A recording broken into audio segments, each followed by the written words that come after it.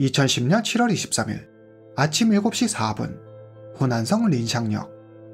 역 입구에 한 남성이 들어섭니다. 그는 짐을 들고 바로 대합실로 향합니다. 그러자 보안요원이 그를 막아서며 말합니다. 저기 짐을 수화물 검색대에 올려주세요.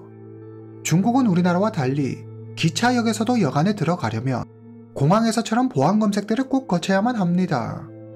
남성은 잠시 망설이는 듯 하더니 짐을 검색대에 올려놓고 한 발 물러섭니다. 그는 뒤를 힐끔 보더니 어디론가 발걸음을 옮깁니다. 그 사이 그의 짐은 수화물 컨베이너 벨트를 타고 X선 스캐너를 통과합니다. 엑스레이 사진을 지켜보던 보안요원이 뭔가 이상하다는 걸 느낍니다. 남성의 짐 안에 꼭 사람 팔뚝 같아 보이는 물건이 있었기 때문입니다. 보안요원은 옆에 동료를 부릅니다. 그때 문제의 남성이 다시 나타나더니 두 번째 짐을 수화물 검색대에 올려놓습니다. 짐은 다시 수화물 컨베이어 벨트를 타고 천천히 X선 스캐너를 통과합니다. 보안요원들은 이전보다 더 유심히 남성의 짐을 살펴봅니다.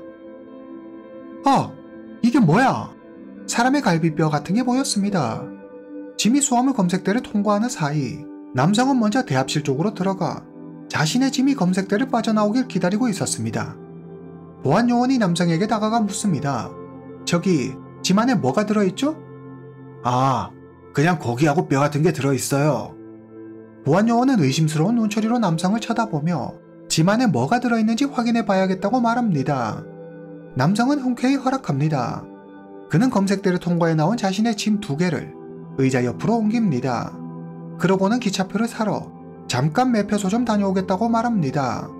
그러나 돌아오겠다던 남성은 이대로 자취를 감춰버립니다. 한참이 지나도 남성이 돌아오지 않자 보안요원은 일이 잘못되었음을 느낍니다. 그는 경찰에 신고합니다. 5분 후 경찰이 도착하고 경찰은 남성이 두고 간 짐을 유심히 살펴봅니다. 남성의 짐은 2개의 종이 상자였는데 하나는 과일배 상자였고 다른 하나는 란쥐 회사의 모기향 상자였습니다. 경찰은 조심스레 상자를 열어봅니다. 검은색 비닐봉지로 쌓여있는 물건이 보였습니다. 경찰은 밀봉된 검정 비닐봉지를 열어봅니다. 고약한 악취가 확 올라왔습니다. 경찰은 코를 막고 안의 물건을 살펴봅니다. 그것은 바로 사람의 몸이었습니다. 2개의 상자에는 사람의 몸, 상반신과 하반신이 각각 나눠 담겨 있었습니다. 머리와 내장은 없었습니다. 경찰은 즉시 현장을 봉쇄하고 문제의 상자를 들고 온 남성의 행방을 추적합니다. 경찰은 먼저 기차역에 설치된 CCTV 영상을 확인합니다. 잠시 후 남성의 모습이 보입니다. 그는 바로 기차역을 떠나지 않고 매표소로 갑니다. 그는 시간표를 잠시 확인하는 듯 하더니 7시 10분 어디론가 떠납니다. 이후 그의 모습은 더 이상 기차역에서 보이지 않습니다. CCTV 화질이 좋지 않아 남성의 대략적인 모습만 확인할 수 있었습니다. 용의자는 키 약 170cm에 보통 체격을 가진 50대 중년 남성으로 보였습니다. 그는 옅은색 옷을 입고 가방을 메고 있었습니다. 그 외에 별다른 특징은 보이지 않았습니다.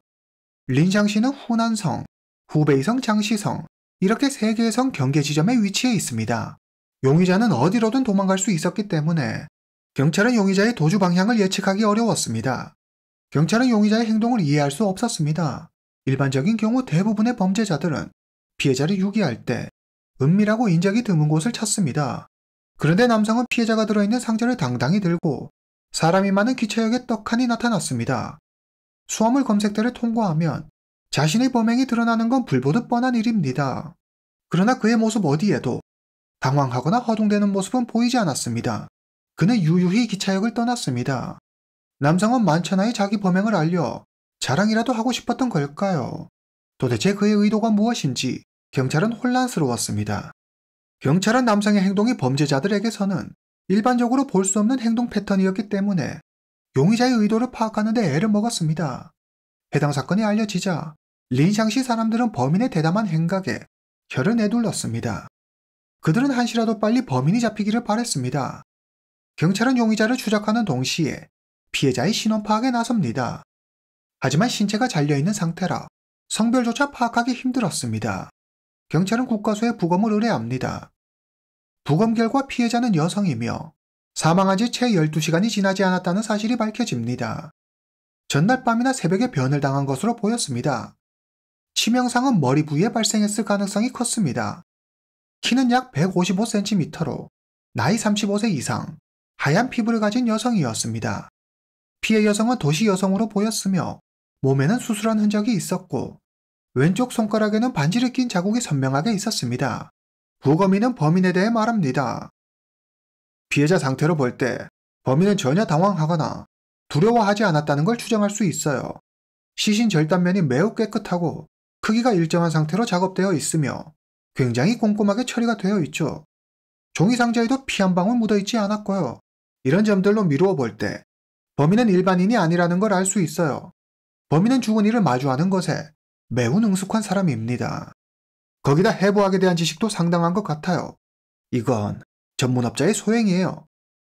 부검이의 소견 외에는 별다른 단서를 찾지 못한 경찰은 CCTV 영상을 반복해서 봅니다. 그러던 중 용의자의 특정 움직임이 하나 포착됩니다. 그는 허리춤에 있는 안경집에서 안경을 꺼냅니다. 그리고 안경을 끼고 기차 시간표를 확인하죠. 경찰은 용의자가 돋보기 안경을 쓴 것으로 추정합니다. 전광판의 글씨는 멀리서 봐도 잘 보일 정도로 매우 큽니다. 그런데 그는 가까운 곳에서도 잘 보이지 않는 듯 안경을 꺼내 쓰죠. 그리고 안경집을 허리춤에 착용한 것으로 보아 경찰이 처음 예상한 것보다 나이가 훨씬 많을지도 모릅니다. 경찰은 용의자가 시력이 좋지 않은 노인이라고 생각합니다. 젊은 여성과 노인, 이 두 사람은 어떤 관계일까요? 왜 피해자는 이렇게 참혹한 죽음을 맞이해야 했던 걸까요? CCTV에서 용의자는 힘겹게 상자를 옮기고 있습니다.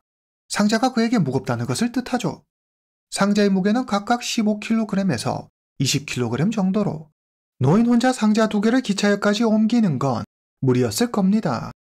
즉, 기차역까지 어떤 교통수단이든 교통수단을 이용해 피해자가 든 상자를 옮겼을 겁니다. 경찰은 린샹역 주변 택시 기사들을 상대로 단문 수사를 진행합니다. 하지만 큰 수확은 없었습니다. 경찰은 린샹시에서 일하는 모든 택시기사의 연락처를 확보해 단체 문자를 보냅니다. 7월 23일 아침 6시에서 7시경 종이상자 2개를 들고 탑승한 승객을 찾습니다. 어깨에 가방을 메고 허리춤에 안경집을 찬 노인입니다. 얼마 지나지 않아 한 운전기사가 경찰서에 연락합니다. 그는 용의자를 태우지는 않았지만 왠지 그를 본 것 같다고 말하죠. 아침 6시 50분쯤 기차역 부근에서 손님을 기다리고 있었어요. 앞에 택시 한 대가 섰는데 외지에서 온 택시였죠. 택시에서 옅은색 옷을 입고 가방을 맨 남자가 내리더니 트렁크에서 상자 2개를 꺼내는 걸 봤어요. 키는 170cm 정도 되고 보통 체격에 얼굴은 좀 통통하고 눈썹이 진했어요. 뭐 별다른 것 없이 그냥 보통 사람 같았어요. 택시기사가 말한 남자의 옷차림과 다른 특징들이 CCTV 속 용의자의 모습과 매우 흡사했습니다. 택시기사는 이어 말합니다. 외지에서 온 차라 아무래도 시선이 가서 봤는데 자동차에 후베이 적벽이라고 크게 적혀 있었어요. 택시기사의 말대로라면 용의자는 후베이성 적벽시에서 택시를 타고 후난성 린샹시 기차역으로 왔을 확률이 큽니다. 경찰은 적벽시로 갑니다. 그리고 그곳 경찰과 협력해 새로운 단서를 발견합니다. 적벽시의 한 길목에 설치된 CCTV에서 용의자의 모습이 포착됩니다. 그가 린샹역의 모습을 드러내기 23분 전 그는 길거리를 계속해서 배회합니다. 얼마 후 검은 옷을 입은 남자와 대화를 나누더니 2분 뒤 두 사람은 그곳을 떠납니다. 검은 옷을 입은 남자는 용의자를 린샹역까지 태워준 택시기사였습니다. 경찰은 차량 번호판 정보를 조회해 택시기사를 찾아갑니다. 그는 말합니다. 손님을 태우고 린샹역까지 갔어요. 손님이 가는 길에 농협은행에 좀 들르자고 하더라고요. 은행에 도착하니 상자 2개를 싣더군요. 그리고 전 손님을 린샹역까지 태워다 줬어요. 택시기사가 말한 농협은행 주변은 시청, 방송국 등 정부기관과 빌딩이 밀집해 있으며 아파트와 같은 주거시설은 없습니다. 경찰은 용의자가 농협은행 인근에서 범행을 저지르지 않았을 거라고 판단합니다. 다른 곳에서 범행을 저지르고 피해자를 이곳으로 옮겼을 거로 생각하죠. 용의자의 목적을 정확히 알 수 없었지만 아마도 경찰의 수사망을 피하기 위한 하나의 전략이 아니었을까 추측합니다. 여기서 경찰은 한 가지 의문이 생깁니다. 적벽시에도 기차역이 있는데 왜 굳이 린샹 기차역까지 왔냐는 겁니다. 린샹시가 그에게 어떤 특별한 의미라도 있는 걸까요? 경찰은 계속 수사를 이어가지만 더 이상 용의자의 종적을 찾을 수 없었습니다. 별다른 수사 진척 없이 안타까운 시간만 흘러갑니다. 수사는 큰 진전 없이 여전히 제자리 걸음입니다. 경찰은 문득 용의자가 들고 온 2개의 상자 중 1개가 기억납니다. 바로 란지 회사의 모기향 포장 상자였습니다. 해당 모기향 상표는 스촨성 쭈궁시와 후베이성 자유현 2곳에서만 유통됩니다. 후베이성 자유현은 적벽시에서 약 100km 떨어진 곳에 있습니다. 경찰은 조사를 거쳐 새로운 단서를 찾아냅니다.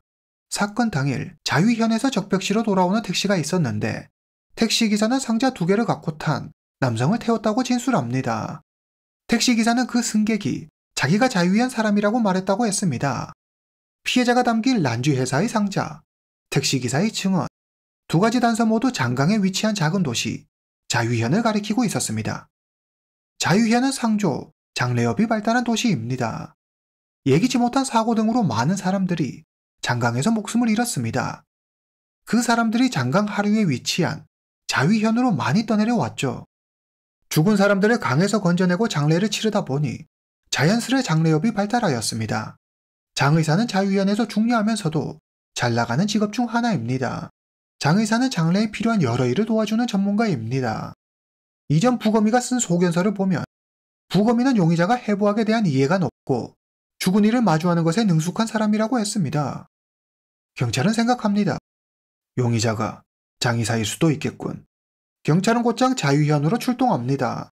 얼마 후 마을 사람 중에 CCTV 속 남성을 한눈에 알아보는 사람이 나타납니다. 이 사람 장의사 리씨잖아요. 리무무요. 이름이 리무무예요. 경찰은 현지에서 용의자 리씨를 체포합니다. 당시 그는 CCTV에서 입고 있던 옷과 똑같은 옷을 입고 있었습니다. 리씨는 자신의 범행을 순순히 인정합니다. 피해자는 리씨보다 30살 어린 손유원이라는 여성이었습니다. 리무무, 1941년 8월 3일 출생. 당시 나이 69세. 아들이 1명 있습니다. 리씨는 나이보다 상대적으로 어려 보였습니다. 70살에 가까운 노인으로 보이지 않았죠.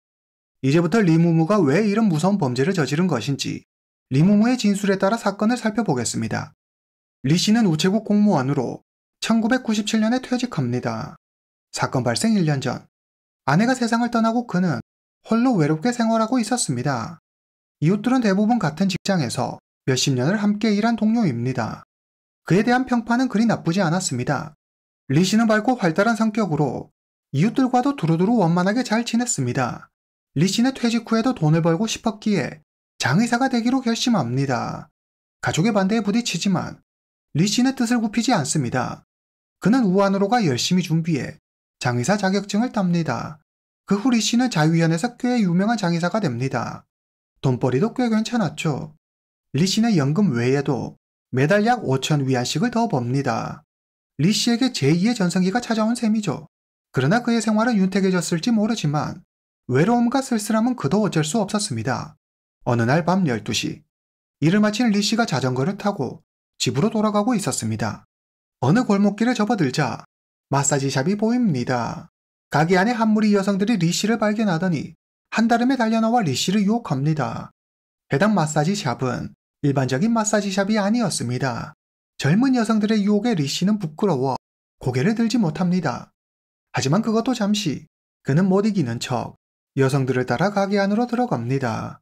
그리고 그곳에서 자기보다 30살이나 어린 손유원을 처음으로 만납니다. 손유원에게 첫눈에 반한 리씨는 이날부터 그녀의 단골 손님이 됩니다. 손유원은 참하고 예쁘장한 외모를 지닌 여성이었습니다. 리씨는 거의 매일 손유원을 만나러 마사지샵에 갑니다. 손유원은 리씨에게 자신이 솔로라고 말하며 그를 유혹합니다. 만남이 반복되고 두 사람은 연인으로 발전합니다. 어리고 예쁜 연인을 기쁘게 해주기 위해 리씨는 그녀가 원하는 것은 무엇이든 다 사주었습니다. 그리고 집 월세, 생활비 등 여러 방면으로 금전적인 지원을 아끼지 않습니다. 손유원도 리씨가 썩 싫지 않았습니다. 나이가 많기는 했지만 돈도 많고 얼굴도 동안인 편이라 같이 다니기에 그리 창피하지 않았습니다. 이후 손유원은 자주 리씨 집을 드나들며 빨래도 해주고 밥도 해줍니다. 리씨는 오랜만에 따뜻함을 느낍니다. 그는 점점 손유원에게 빠져들고 리씨는 여전히 부적절한 일을 하고 있는 손유원을 돕고 싶었습니다. 리 씨는 손유원이 업소 일을 그만두고 다른 일을 할 수 있게 도와줍니다.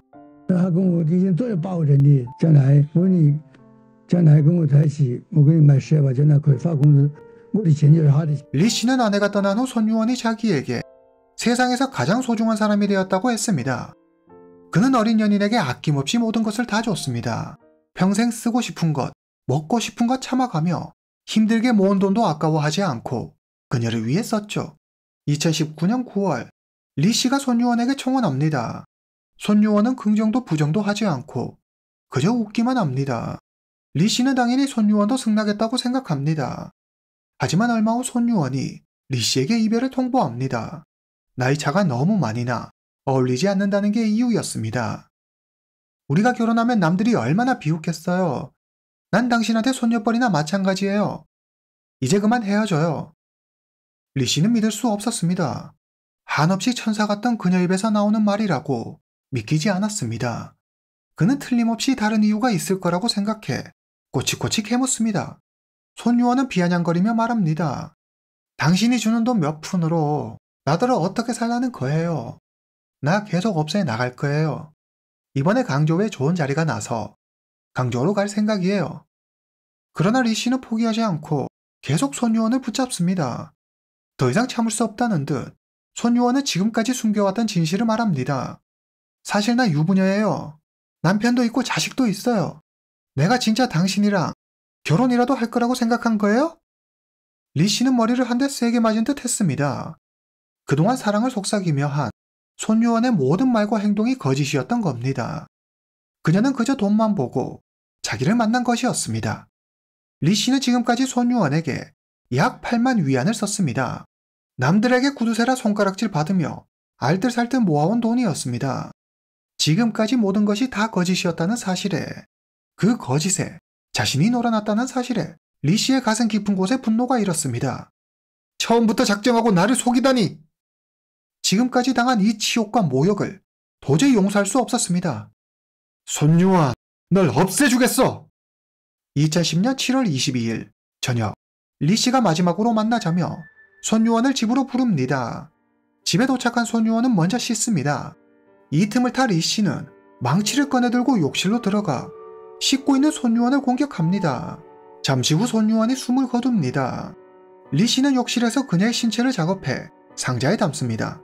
그리고 머리와 내장을 집에서 가까운 강물에 던져버립니다. 이후 경찰이 수중 수색을 진행하지만 강물이 원체 깊은 데다 연일 내린 비로 인해 물이 불어 아무것도 찾지 못합니다. 리 씨는 손유원을 나눠 담은 상자 2개를 유기할 장소를 찾습니다. 집에서 멀면 멀수록 좋아. 리 씨는 100km 떨어진 적벽시로 상자를 가져갑니다. 하지만 금방 경찰에 들킬 것 같았죠. 그는 택시를 타고 더 멀리 있는 린샹시로 갑니다. 리 씨는 여전히 안심이 되지 않았습니다.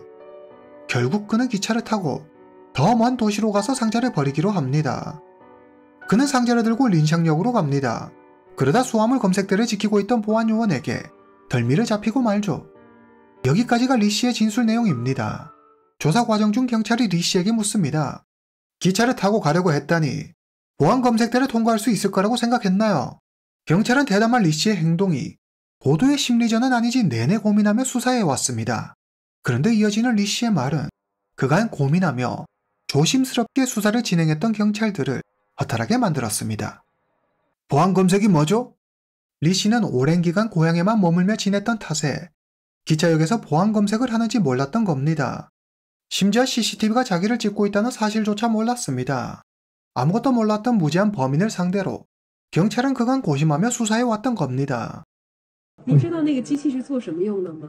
不知道，那真的还肉都会进的人。以前坐火车的时候有没有这样的仪器啊？以前没有，没有。没有，我这还照相，把我的穿的那个夏天穿的衣服都全部都照下来，我的人像都照下来。 무식하면 용감하다고 했던가요? 말 그대로 리 씨는 아무것도 몰랐기 때문에 용감하게 손유원이 든 상자를 들고 그렇게 당당하게 기차역에 나타날 수 있었던 겁니다.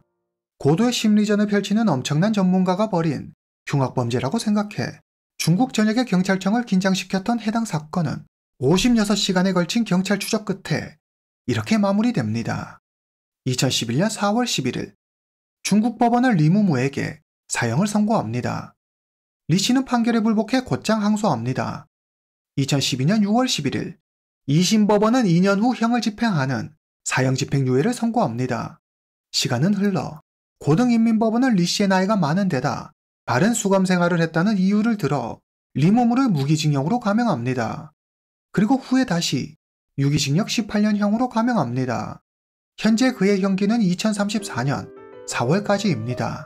80살이 넘은 리 씨는 현재도 교도소에서 복역 중입니다. 오늘 이야기는 여기까지입니다. 다음 시간에 뵙겠습니다.